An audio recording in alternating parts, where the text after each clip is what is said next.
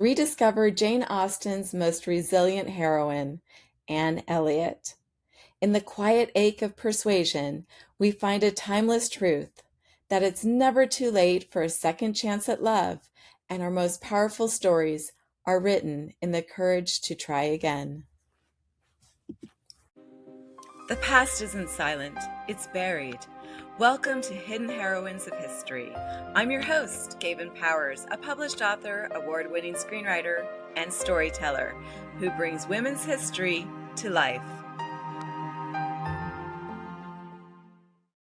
Today, I am joined with the lovely Clare Draycott, who runs CE Draycott Writes on Facebook. And welcome, Clare. Thank you very much for inviting me on, Gayvin. I'm excited to be here. You're so welcome. I love having you here. Clare and I are talking about Jane Austen today and Anne Elliot in Persuasion. And we had so much fun that we just decided we have to do another podcast on this.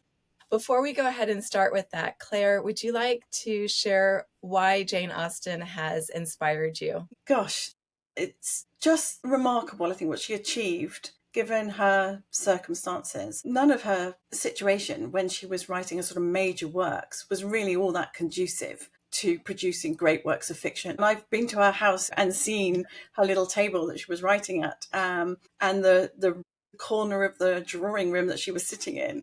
And it just seems amazing to me that she could produce so much amazing work, such great work, in those circumstances. I completely agree. And especially that tiny little table. My whole setup here for the podcast is actually a little bit wider than hers. So to create such incredible work and not have all the tools or the luxuries that we have nowadays, or that we think that we have to have in order to have this great writer's space, is pretty impressive. It speaks to her craft, her dedication, and how much she really wanted to write. Absolutely. And of course, she started writing while her father was still alive. But once he died, that was a pretty huge catastrophe for the Austen women and led to them having a very peripatetic lifestyle. And so for her to have to deal with grief and losing her home and moving around and still find the time and the energy to write, it's just very impressive. She's a bit of a heroine, I think. She's definitely a heroine. One of the things that I admire about her is the fact that she even had an opportunity to not be in poverty, to marry Mr. Bigwither. She couldn't be Jane Bigwither. As far as characters and names go, Jane Austen is great. Now, maybe Jane Lefroy, I could buy that, but not Jane Bigwither. And that would have taken her mother, her older sister Cassandra, and her out of poverty.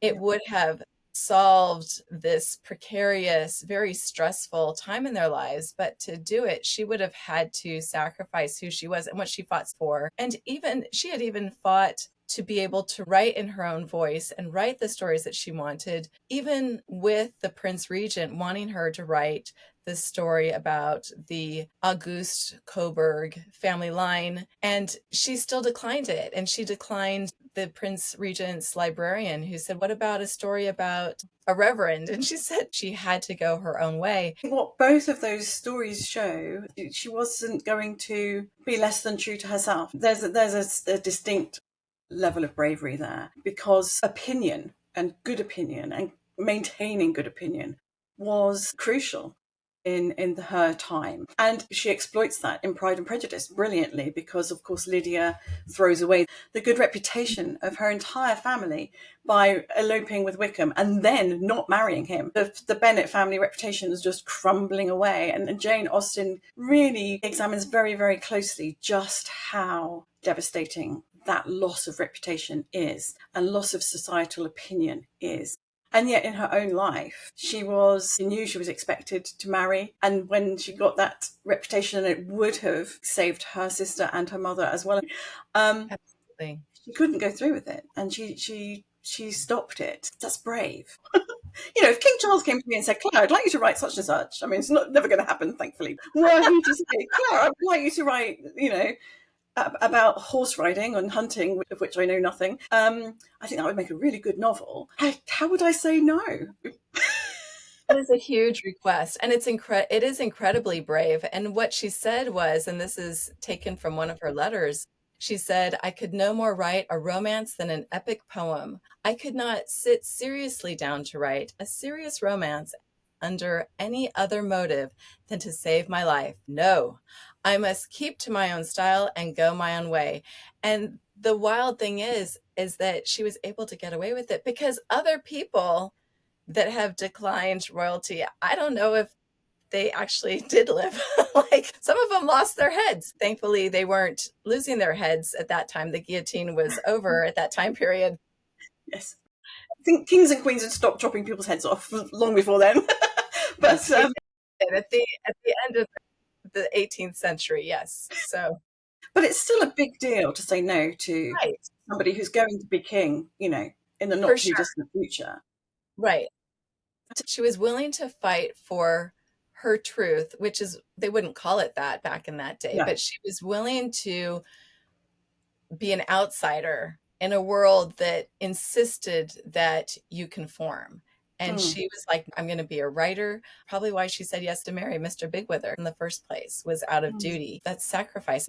And Anne Elliot came up. Anne Elliot, she is a character that Jane Austen comes up with at the end of Jane's life when she has different views of life and love and relationships. And Elliot, who she wrote in Persuasion, is the middle daughter who's always sacrificing for everyone else. She gives up the love of her life early on, which is Captain Wentworth. And he had no fortune, and Lady Russell convinced her to say no to the marriage early on. And she never married again because this was her true love. And he comes back into her life. And I love this story because it's all about second chances. Yeah. And it talks about what if that love that passed you by earlier on came back again. We all want a happy ending for Jane, which we know she didn't get, but we like to see it for her characters so that they had that. Yeah, absolutely. And there's an irony with that intervention of Lady Russell's, isn't there? A huge irony, because Mr. Elliot, Anne's father, was really bad with money and he was severely in debt. He lived way beyond his means. And so this idea that she had to turn down Captain Wentworth, who probably wasn't a captain at that point, because he didn't have enough money, was ironic, really, because her father didn't have enough money either. She'd have been better off being married to Wentworth anyway. And of course, Lady Russell couldn't have known. I know she was involved with the family because she had been very good friends with Anne's mother, who had died. But I presume it's not very English to say, how much money have you got? And are you in debt? And money is not discussed. There's three things you do not discuss at a dinner party, and that's politics, religion, and sex. I would add money to that list too. People don't talk about money in this country. I think it's changing. People, but certainly of a certain generation, you don't discuss how much you earn. So the likelihood of Lady Russell knowing about Anne Elliot's father's pecuniary difficulties is very, very small. So she's advising Anne, your status is such that he's not worthy of you, and I can't keep you in the style to which you're accustomed, and so you can't marry him. And I'm sure Jane did that deliberately. As I say, the reader can see all of the irony there. But poor Lady Russell doesn't have all of the information that we have. And there's more irony too, bringing up Lady Russell, because Lady Russell insists that Jane doesn't marry Captain Wentworth in the beginning. And then she's so excited for Jane when Mr. Elliot, the heir incumbent, comes around who wants to marry Jane. And oh, how great he is. He's so polite and he dresses a certain way and he's going to be a baron when your father dies. And won't this be great? And from the outside, everything looks perfect. Anne goes on to consider Mr. Elliot at the end of chapter 17. Mr. Elliot was rational, discreet, polished, but he was not open. There was never any burst of feeling, any warmth of indignation or delight at the evil or good of others. This, to Anne, was a decided imperfection. Lady Russell was either less or more than her young friend, for she saw nothing to excite distrust. She could not imagine a man more exactly what he ought to be than Mr. Elliot.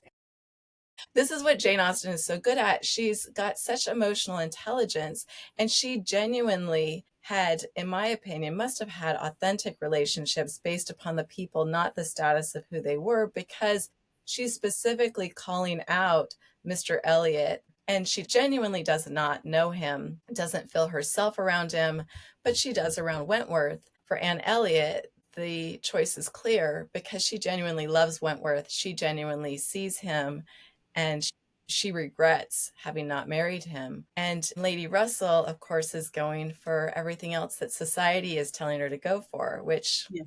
may or may not bring her happiness or joy or fulfilling life, or even love for that matter. Yeah, it's all about doing the right thing in terms of society's view of life, not necessarily what was right for the individuals involved. I love that Anne Elliot chooses to go see an old school friend who's in poverty over seeing Lady Dalrymple, because it has more meaning, it has more connection. The friendship is there, the love is there. There's no love with Lady Dalrymple, but she loves her old school friend. And by doing the kind act, by acting authentically, she's actually rewarded later on, because it's by having that connection that her old school friend has Miss Rook, who knows the other servants and gets little bits of gossip, so that she knows Mr. Elliot's real underhanded plan that is not told, and society hasn't alerted Anne to it, and she is able to make a good choice. Yeah, it's a great dramatic choice in terms of Jane Austen being the author, because people sometimes criticize Jane Austen's novels for being small in their scope.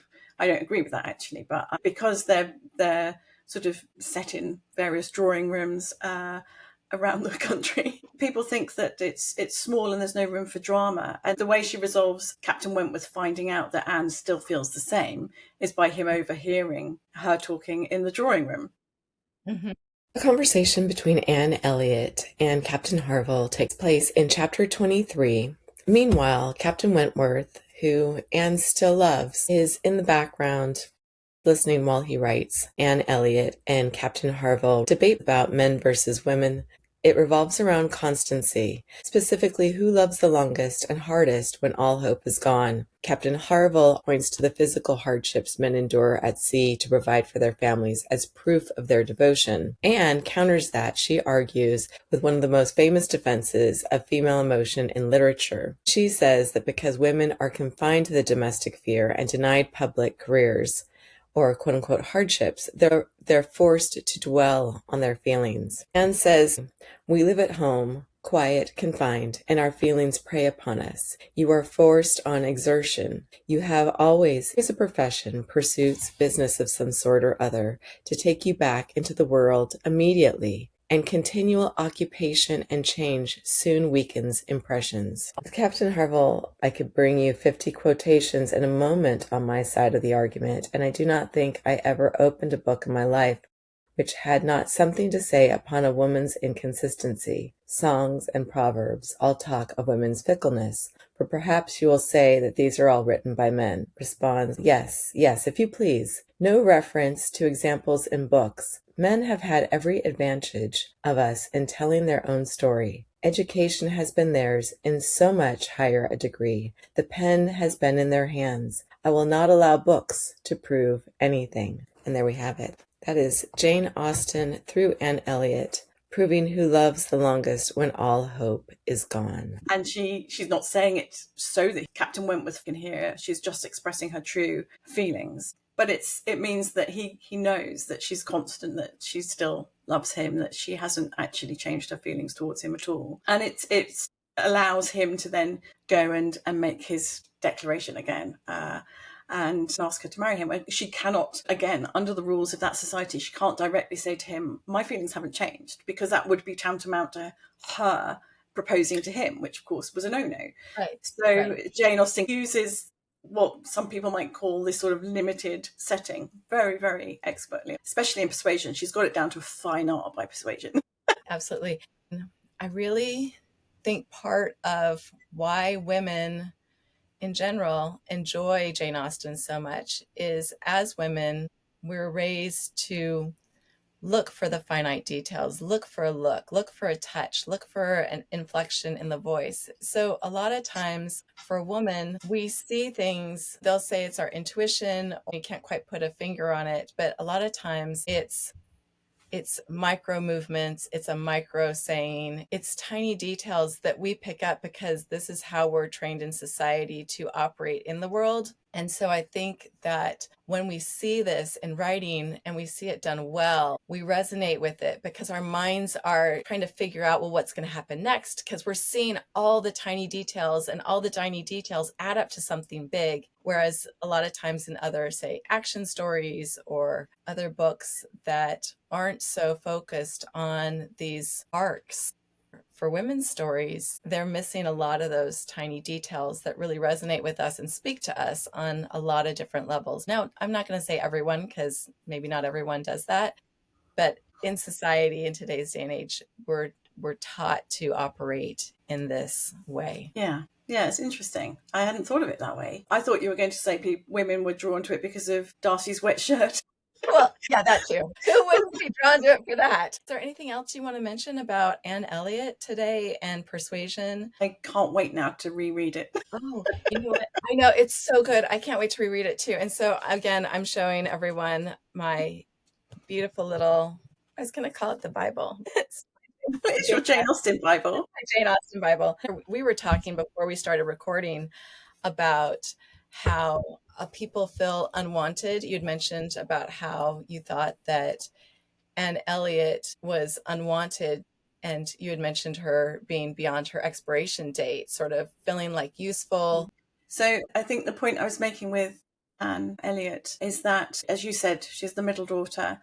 She, at the point that we find her at the beginning of the story, she has failed to get married. She's in her late 20s. She hasn't fulfilled her social contract, if you like. The expectation is that, you would get married and certainly secure your own future. Ideally, marry well enough that you secure the future of any other unwed women hanging around. And of course, her older sister was also not married. And it's very interesting, isn't it, that there's a kind of double standard in the sense that the older sister she's beautiful and she's run the house and the social engagements alongside her father, and so the expectations for her are not the same, which is unusual for the time. I think at the time, oldest daughter would be expected to get married, and then the next one would go out when they make their debut and go out into society and would be expected to get married.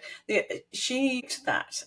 Anne had failed, and Anne was just sort of left in the middle and overlooked, and going to end up serving out her usefulness as a sort of aunt to Mary's children and helping out there. And that's all her value was, really, in the eyes of society and her father. So yeah, it's very interesting, isn't it? Because Jane's own situation was that she was a spinster aunt and had failed to get married and hadn't secured her own financial future. So Anne and Jane are very closely related. Their situations are very closely related.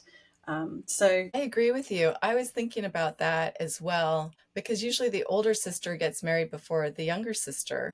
And I was wondering how she had escaped that. I've got the impression she was almost like a second wife. Not that there was anything untoward happening, Right. but that she was spearheading the sort of family's social side. So she was presiding over the dinner parties and the entertaining and taking on that role that her mother would have fulfilled had her mother been alive still, because her father thought he had this grand situation in life that he had to live up to, and his wife had gone, so his older daughter stepped in and played hostess. Yeah, that actually makes a lot of sense what you're bringing up, because I'm actually writing a story about a real woman set in the turn of the 20th century, and her mother died when she was 5. And so, yes, she was raised as her father's only son, but she also had all the womanly things that she had to do based upon being born female. So she did take up her mother's place, and she did also play hostess, and she would basically be the only woman in the room. So I think you're bringing up a really good point with that, because that happened to a lot of women when their mothers passed away. It was expected for the oldest daughter to come in and to play hostess, to help continue to elevate the father's place in society. Yeah, or whichever daughter was left. I didn't necessarily have to be the oldest, because if the oldest had got married, she'd already be gone. But Right. whichever one was left that was the oldest of them. And I mean, Mhm. she Jane Austen does something slightly similar, although not entirely the same, with Emma in Emma, because Emma's mother dies, and Emma is the lady of the house. And Dickens, a little bit later, obviously he was writing in the middle of the 19th century, so a bit later than Jane, but he does the same thing with Esther in Bleak House. So there are two wards of Jarndyce. A distant family member takes the three young people in, and of the three of them, Esther's the one who is asked to take on the sort of housekeeper role and co-hostess type of role. So even Dickens touches on Mhm. that too. It's so ingrained in their society. It was still happening when Dickens was writing, a few decades later. What you're touching upon to me also brings up the expectations of women in society. Mm, So the expectation we're seeing here is what's expected when a mother passes away, what's expected of the daughters that are left in the family. And then also nowadays, so I'm thinking about how we apply this to what's expected for women today. And still women have the emotional load. And as women reach a certain age, even if they've gone off to have their own families nowadays, a lot of them are in the sandwich generation where they're either raising children and taking care of their parents or what have you. And some don't have children, but they're taking care of their parents. And I know plenty of families where there are sons involved, but they're not involved at all in the caring of the families. It's really just the daughters and the expectations of the daughters. And it's an unsaid expectation on the role of women that even though many of us are working outside the home and doing all sorts of other things that we weren't doing, that years ago we weren't expected to be outside the home. The load has not been lightened, but the expectation still remains. Is there mm. anything you think about that you want to add to how maybe Elliot's position or what's expected nowadays still with women? Well, I think one thing that does tie in quite nicely here is how the Austen family behaved once Jane had passed away. I was reading my very, very old Penguin copy of Persuasion the other day, and they've reprinted in here the biographical note that Henry Austen published about Jane as the sort of preface to the 1818 edition of Persuasion and Northanger Abbey, both of which were published after Jane died. We all know, don't we, that the letters were seriously excised, so to give a certain picture of what Jane was like as a person. I suspect they've taken rather a lot of her personality and character away. This amused me. I was reading this. I was going to London the other day and I was reading it on the train. I was actually giggling. I'm sure people were looking at me because I was just like, wow, if she was actually like this, she'd be quite nauseatingly insufferable, I think. Um, so, um, so even describing her, of personal attractions, she possessed a considerable share. Her stature was that of true elegance. It could not have been increased without exceeding the middle height. Wow. Okay, she could only have had a more elegant stature if she'd been a bit taller, basically. I was like, well, okay. Her carriage and deportment were quiet yet graceful. Her features were separately good. Their assemblage produced an unrivalled expression of that cheerfulness, sensibility, and benevolence which were her real characteristics. Her complexion was of the finest texture. I mean, so not only is this woman personally perfect, but she's physically perfect as well. And it blithers on and on and on for like 2.5 pages about how perfect she was. And I'm thinking she can't possibly have been. She was human. She would have had the same flaws and inadequacies and irritable moments and whatever that the rest of us have. There's no way she could have been that perfect. But that was how they wanted her to be remembered. And living in the age that we do now, the social media age, where everybody is scrutinized, everybody puts their life on show, and then everybody else picks it apart. Even though they didn't have the pressures of social media, you can understand that they would want to protect their sister's reputation. They would want to control the narrative as to how she was remembered, how she was spoken about, that her work was more important than anything else. And it's very interesting that in that day and age, you could expect, or hope at least, to have that sort of control. Whereas I think nowadays, there's no way that any of us can expect to control No. the narrative to that extent, or if at all. So yeah, so that fascinated me, and I was just having a really good giggle on the train. Incredible too, because it goes on and on about her qualities and characteristics and even her complexion. I mean, heaven forbid my complexion isn't great one day. It's going to get in a footnote about how bad my complexion was on so and so day. Or I guess you'll just see it in one of these videos. You'll be like, yeah, her complexion's really off today. So And what does that say about her writing? what is going, yeah, her writing must be off too, because her complexion looks terrible. Yes, anyone whose skin is that bad must have terrible writing. Oh, and did you see, I just saw this the other day on video, that there's speculation that there's another drawing of Jane Austen, and a gentleman in England had bought it for his wife, who's a Janeite, for their anniversary, and paid £2,000. And it says, like, it's a gilded frame, and at the very bottom it says Jane Austen. It has the date. And have you seen this at all? No, I think I heard something sort of with half an ear that was issuing out of the radio. So this is great. It's fascinating. It's very fascinating, because people are saying that they think that her nose is not, it couldn't be her, because her nose in the picture is too strong. And the gal who owns the picture was saying, yes, but the reality is they may have written that she had a small nose, but her mother had a strong aquiline nose that was part of the family's. And in the picture, it shows her having that type of nose. So it'll be interesting. That's interesting. I've got this mug. I bought this for my mum years ago from the Jane Austen's house in Chawton. Up until the one you're talking about has just been discovered, this was known to be the only possible true likeness of Jane Austen. I think it was done by Cassandra. Yes. And her nose doesn't look all that aquiline in here. It looks like a sort of fairly small button nose. But I love this mug because, one, I gave it to my mum and she drank her morning coffee out of it every morning. And obviously she's no longer with us.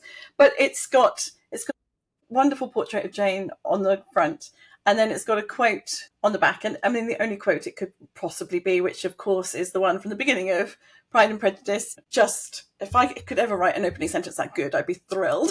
So let's go ahead and we'll toast to Jane and to Anne Elliot and all the other Anne Elliots that are out there who are working for their families and hopefully appreciated.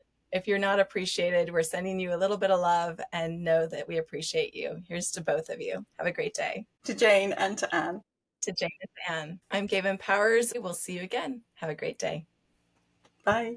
Bye. Thank you to our sponsor, Murphy's Boutique in Southport, North Carolina. Curated clothing, where outlaw spirit meets elevated style, romantic textures, rebellious details, timeless silhouettes with a modern bite at an affordable price. Thank you, Murphy's. If you enjoyed this, like, share, and subscribe. We have more amazing episodes planned. You can listen to them on the Hidden Heroines of History podcast on YouTube, Spotify, iTunes, and iHeartRadio.